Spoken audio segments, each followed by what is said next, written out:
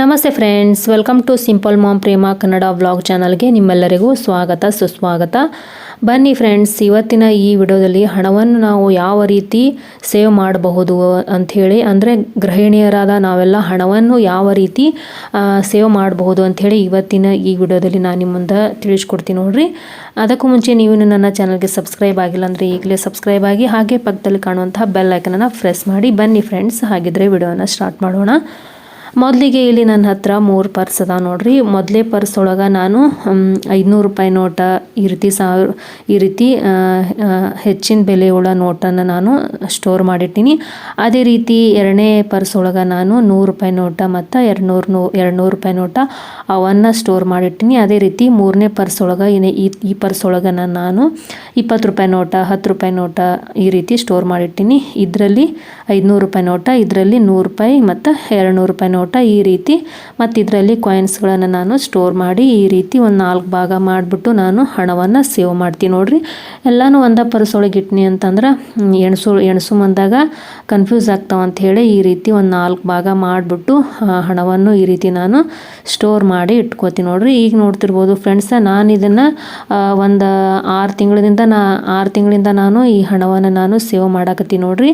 6 ತಿಂಗಳಿಂದ ಎಷ್ಟು ಹಣ ಸೇವ್ ಆಗ್ಯದ ಅಂಥೇಳಿ ಇವತ್ತು ನಾನು ನಿಮ್ಮ ಮುಂದೆ ಎಣಿಸ್ತಿಕತ್ತೀನಿ ನೋಡ್ರಿ.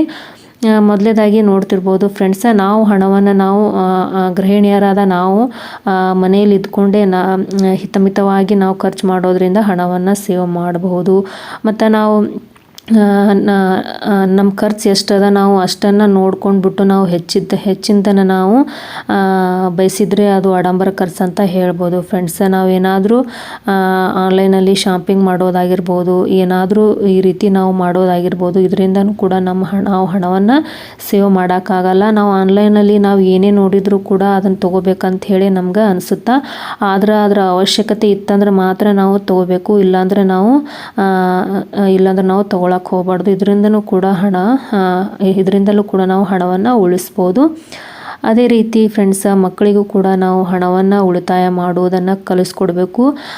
ತಂದೆಯಿಂದ ಮತ್ತು ಈ ರೀತಿ ಅಜ್ಜ ಅಜ್ಜಿಯಿಂದ ಕಾಯಿನ್ಸ್ಗಳನ್ನು ಅವರು ಸ್ಟೋರ್ ಮಾಡಿರ್ತಾರೆ, ಅವಕ್ಕನ್ನ ಒಂದು ಕಡೆ ತೆಗೆದು ಇಡ್ಲಿಕ್ಕೆ ಅಂಥೇಳಿ ಅವ್ರಿಗೆ ಈ ರೀತಿ ನಾವು ಹುಂಡಿಗಳನ್ನು ತಂದು ಕೊಡಬೇಕು.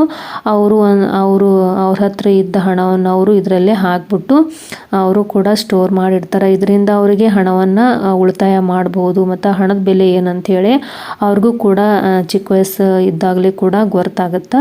ಈ ರೀತಿ ಮಕ್ಕಳಿಗೂ ಕೂಡ ನಾವು ಹಣವನ್ನು ಉಳಿತಾಯ ಮಾಡೋಕೆ ಅಂಥೇಳಿ ತಿಳಿಸ್ಕೊಡ್ಬೋದು. ಅದೇ ರೀತಿ ನೋಡ್ತಿರ್ಬೋದು ಫ್ರೆಂಡ್ಸ್, ಮತ್ತು ಏನಾದರೂ ನಾವು ತರಕಾರಿ ತರಕ್ಕೆ ಹೋದಾಗ ಮತ್ತು ಏನಾದರೂ ಬಟ್ಟೆ ತರಕ್ಕೆ ಹೋದಾಗ ನಾವು ಕಡಿಮೆ ಖರ್ಚು ಅಂದ್ರೆ ಕಡಿಮೆ ಬೆಲೆ ಇರುವಂಥ ಅಂಗಡಿಗೆ ಹೋಗಿ ನಾವು ಪರ್ಚೇಸ್ ಮಾಡಬೇಕಾಗತ್ತೆ. ಅಂದ್ರೆ ಕಡಿಮೆ ಬೆಲೆ ಅಂದ್ರೆ ಆ ಅಂಗಡಿ ಒಳಗೆ ಸಾಮಾನುಗಳು ಚೀಪ್ ರೇಟಲ್ಲಿ ಸಿಗ್ತಾವೆ ಅಂಥೇಳಿ ಅಲ್ಲ, ಅಂದ್ರೆ ಕ್ವಾಲಿಟಿ ಚಲೋ ಇರಬೇಕು, ಆದರೂ ಬೆಲೆ ಕಡಿಮೆ ಇರಬೇಕು. ಅಂಥ ಅಂಗಡಿನ ನಾವು ನೋಡಿಬಿಟ್ಟು ಅಲ್ಲಿ ನಾವು ಹೋಗ್ಬಿಟ್ಟು ವಸ್ತುಗಳನ್ನು ಪರ್ಚೇಸ್ ಮಾಡೋದ್ರಿಂದನೂ ಕೂಡ ಹಣವನ್ನು ನಾವು ಉಳಿತಾಯ ಮಾಡಬಹುದು.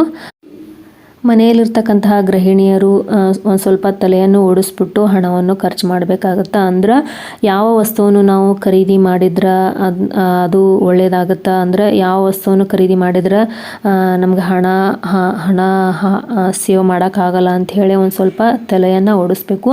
ಆ ವಸ್ತು ನಮ್ಗೆ ಅವಶ್ಯಕತೆ ಇತ್ತಂದ್ರೆ ಅಷ್ಟೇ ಅದನ್ನು ನಾವು ಖರೀದಿ ಮಾಡಬೇಕು. ಅನಾವಶ್ಯಕವಾಗಿ ಅದನ್ನು ಖರೀದಿ ಮಾಡಿ ಅದ್ರ ಮ್ಯಾಗ ಹಣ ಹಾಕಿ ಖರೀದಿ ಮಾಡಿ ಅದು ಆ ವಸ್ತು ನಮ್ಗೆ ಏನೂ ಯೂಸ್ ಆಗ್ಲಿಕ್ಕೆ ಸುಮ್ಮನೆ ಅಲ್ಲಿ ಹಣ ಎಂಬುದು ಹಾಳಾಗುತ್ತೆ ನೋಡ್ರಿ, ಪೋಲಾಗುತ್ತೆ. ಇದರಿಂದಾಗಿ ಕೂಡ ನಾವು ಹಣವನ್ನು ಸೇವ್ ಮಾಡೋಕ್ಕಾಗಲ್ಲ. ಅದಕ್ಕೋಸ್ಕರವಾಗಿ ಆ ವಸ್ತು ನಮ್ಗೆ ಅವಶ್ಯಕತೆ ಇತ್ತಂದ್ರೆ ಅಷ್ಟೇ ನಾವು ವಸ್ತುವನ್ನು ಖರೀದಿ ಮಾಡ್ಬೇಕಂಥೇಳಿ ನಾನು ಹೇಳ್ತೀನಿ ನೋಡ್ರಿ. ಅದೇ ರೀತಿ ಫ್ರೆಂಡ್ಸ್, ಇಲ್ಲಿ ನಾನು 100 ರೂಪಾಯಿ ಅಂದ್ರೆ 20 10 ರೂಪಾಯಿ ನೋಟನ್ನು 100 ರೂಪಾಯಿ ಆಗಂಗೆ ಇಲ್ಲಿ ಎಣಿಸ್ಬಿಟ್ಟು ಒಂದು ಕಡೆ ಇಟ್ಟೀನಿ. ಅದೇ ರೀತಿ 100 ರೂಪಾಯಿ 200 ರೂಪಾಯಿ ನೋಟ ಅವಕ್ಕೂ ಕೂಡ ಎಣಿಸಿಟ್ಟೀನಿ. ಹಾಗೆ 500 ರೂಪಾಯಿ ನೋಟನ್ನು ಕೂಡ ಎಣಿಸ್ಬಿಟ್ಟು ಇಟ್ಟು ನೋಡ್ರಿ. ಇಲ್ಲಿ ನಾನು ಇದು 6 ತಿಂಗಳಿಂದ ಸೇವ್ ಮಾಡಿಟ್ಟಂಥ ಹಣ ನೋಡ್ರಿ. ಇದಕ್ಕೂ ಮುಂಚೆ ನಾನು ಅಂದ್ರೆ ಹಿಂದೆ ನಾನು ಸೇವ್ ಮಾಡಿದ್ನೆ, ಅದು 1 ವರ್ಷದ ತನಕನೂ ಸೇವ್ ಮಾಡಿದ್ನೆ ಫ್ರೆಂಡ್ಸ್. ಅದ್ರಾಗ ಒಂದು 19,000 ರೂಪಾಯಿ ಆಗಿತ್ತು ನೋಡಿರಿ ಫ್ರೆಂಡ್ಸ. ಒಂದು ವರ್ಷದ ತನಕ ನಾನು ಸೇವ್ ಮಾಡಿದೆ. ಅಂದರೆ ಒಂದು ಸ್ವಲ್ಪ ಚಿನ್ನ ತೊಗೊಂಡೆ, ಆವಾಗ ಒಂದು ಸ್ವಲ್ಪ ಅಮೌಂಟ್ ಕಡಿಮೆ ಬಿತ್ತು. ಆ ಹಣನ ಅದಕ್ಕೆ ಕೊಟ್ಟು ನೋಡಿರಿ. ಹೀಗೆ ನಾವು ಸೇವ್ ಮಾಡಿಟ್ಟಂಥ ಹಣ ಸಡನ್ನಾಗಿ ಏನಾದರೂ ಖರ್ಚು ಬಂತಂದ್ರೆ ಈ ರೀತಿ ನಾವು ಯಾರಿಗೂ ಹೇಳದೆ ಕೂಡಿಟ್ಟಂಥ ಹಣ ಈ ರೀತಿ ಯೂಸ್ ಆಗುತ್ತಂತ ಹೇಳ್ಬೋದು ನೋಡಿರಿ. ಈ ರೀತಿ ನಾವು ಹಣ ಸೇವ್ ಮಾಡಿ ಇಡೋದನ್ನು ಮನೆಯಲ್ಲಿ ಯಾರಿಗೂ ಹೇಳಬಾರ್ದು. ಅಂದ್ರೆ ನಾವು ಏನಕ್ಕಾದರೂ ಯಾವುದಾದ್ರೂ ವಸ್ತುವನ್ನು ಖರೀದಿ ಮಾಡೋಕೆ ಅದು ಮನೆಯಲ್ಲಿ ಹಸ್ಬೆಂಡಿಂದ ದುಡ್ಡು ಕೇಳಿರ್ತೀವಿ. ಆವಾಗ ಆ ವಸ್ತುಗೆ ನಾವು ಆ ಅಮೌಂಟನ್ನು ಕೊಟ್ಬಿಟ್ಟು ಅದರಲ್ಲಿ 20 ರೂಪಾಯಿ 10 ರೂಪಾಯಿ ಉಳಿದಿತ್ತಂದ್ರೆ ಅದನ್ನು ನಾವು ನಮ್ಮ ಹತ್ತಿರ ಇಟ್ಕೊಂಡ್ಬಿಟ್ಟು ಈ ರೀತಿ ನಾವು ಹಣವನ್ನು ಸೇವ್ ಮಾಡ್ಬೋದು ನೋಡಿರಿ. ಈ ಉದಾಹರಣೆ ಹೇಳಬೇಕಂದ್ರೆ ನಾವು ಏನಾದರೂ ಒಂದು ಬಟ್ಟೆನ ಖರೀದಿ ಮಾಡಿರ್ತೀವಿ. ಆ ಬಟ್ಟೆಗೆ 500 ರೂಪಾಯಿ ಅದ್ರ ಬೆಲೆ 500 ರೂಪಾಯಿ ಇರ್ತದೆ. ಆವಾಗ ನಾವು ಮನೆಯಲ್ಲಿ 500 ರೂಪಾಯಿ ಬಟ್ಟೆದು ಬೆಲೆ ಅದಂತ ಹೇಳಿ ಇಸ್ಕೊಂಡಿರ್ತೀವಿ. ಅದಕ್ಕೆ ನಾವು 450 ರೂಪಾಯಿ ಕೊಟ್ಬಿಟ್ಟು 50 ರೂಪಾಯಿ ಉಳಿದಿರ್ತದಲ್ಲ ಅದನ್ನು ನಾವು ನಮ್ಮ ಹತ್ತಿರಕ್ಕೆ ಇಟ್ಕೊಂಡ್ಬಿಟ್ಟು ನಾವು ಸೇವ್ ಮಾಡ್ಕೋಬೋದು ನೋಡಿರಿ. ಈ ರೀತಿ ನಾವು ಹಣವನ್ನು ನಾವು ಮನೆಯಲ್ಲಿ ಯಾರಿಗೂ ಹೇಳದೇ ನಾವು ಸೇವ್ ಮಾಡ್ಕೋಬೋದು ನೋಡಿರಿ. ಇದೇ ರೀತಿ ನಾನು ಇವಾಗ ಸೇವ್ ಮಾಡಿಟ್ಟು ನೋಡಿರಿ. ಇವು ಒಟ್ಟು ಟೋಟಲ್ ಆಗಿ ಎಷ್ಟದಾವ ಅಂತ ಹೇಳಿ ನೀವೇ ನೋಡ್ಬೋದು ನೋಡ್ರಿ. ನಾನು ಇವಾಗ ಎಣ್ಸಾಕತ್ತೀನಿ ನೋಡ್ರಿ ಫ್ರೆಂಡ್ಸ. ಮತ್ತೊಮ್ಮೆ ಇವಾಗ ನೀವೇ ನೋಡ್ಬೋದು ನೋಡ್ರಿ. ಈ 500 ರೂಪಾಯಿ ನೋಟ ಎಲ್ಲ ಸೇರಿಬಿಟ್ಟು ಅಂದ್ರೆ ಎಣಿಸಿದಾಗ ಇವು 11 ನೋಟ ಆದ ನೋಡ್ರಿ. 500 ರೂಪಾಯಿ ನೋಟ ಅಂದ್ರೆ 11 ನೋಟ್ ಅಂದ್ರೆ ಎಷ್ಟಂತ ನೀವೇ ಲೆಕ್ಕ ಹಾಕ್ರಿ. ಅದೇ ರೀತಿ 100 ರೂಪಾಯಿ ನೋಟ ಮತ್ತು 200 ರೂಪಾಯಿ ನೋಟ ಎಣಿಸಿದಾಗ 100 ರೂಪಾಯಿ ನೋಟ 10 ಅದು ಮತ್ತು 100 ರೂಪಾಯಿ ನೋಟ 12 ಅದು. 100 ರೂಪಾಯಿ ನೋಟ 13 ಅದು ಮತ್ತು ಈ 200 ರೂಪಾಯಿ ನೋಟ 1 ಐತಿ. ಟೋಟಲ್ ಎಷ್ಟು ಆಯ್ತು ಅಂಥೇಳಿ ನೀವೇ ಲೆಕ್ಕ ಹಾಕ್ರಿ. ಅದೇ ರೀತಿ 20 ರೂಪಾಯಿ ನೋಟ 50 ರೂಪಾಯಿ ನೋಟ ಇದು 100 ರೂಪಾಯಿ ನೋಟ್ ಅಂಥೇಳಿ ಎಣಿಸ್ಬಿಟ್ಟು 5 ಗುಂಪಿ ಮಾಡಿ ನೋಡಿರಿ. ಅದೇ ರೀತಿ ಈ ಹುಂಡಿಯಲ್ಲಿ ಕೂಡ ಒಂದು ಸ್ವಲ್ಪ ಕಾಯಿನ 2 ಕಾಯಿನ 5 ಕಾಯಿನ ಮತ್ತು ಈ ರೀತಿ 1 ಈ ರೀತಿ ನಾನು ಸ್ಟೋರ್ ಮಾಡಿಟ್ಟು ನೋಡಿರಿ. ಫ್ರೆಂಡ್ಸ್, ಇಲ್ಲಿ ತನಕ ನಾನು ಈ ಎಲ್ಲ ನೋಟುಗಳನ್ನು ಎಣಿಸೀನಿ. ಇದನ್ನೆಲ್ಲ ಎಣಿಸಿನೆಲ್ಲ. ಇವಾಗ ನೀವು ಅಂದಾಜು ಎಷ್ಟು ಅಮೌಂಟ್ ಸೇವ್ ಆಗಿದೆ ಅಂತ ಹೇಳಿ ನೀವು ಒಂದು ಅಂದಾಜು ಬೆಲೆಯನ್ನು ಕಾಮೆಂಟ್ ಸೆಕ್ಷನಲ್ಲಿ ತಿಳಿಸೋದನ್ನು ಮರಿಬೇಡ್ರಿ. ಹಾಗೆ ವಿಡಿಯೋನ ಇಲ್ಲಿಗೆ ಎಂಡ್ ಮಾಡ್ತೀನಿ. ವಿಡಿಯೋ ಇಷ್ಟ ಆಯ್ತು ಅಂದರೆ ಒಂದು ಲೈಕ್ ಮಾಡಿರಿ. ಹಾಗೆ ಚಾನಲ್ಗೆ ಸಬ್ಸ್ಕ್ರೈಬ್ ಆಗಿಲ್ಲ ಅಂದರೆ ಸಬ್ಸ್ಕ್ರೈಬ್ ಮಾಡಿ.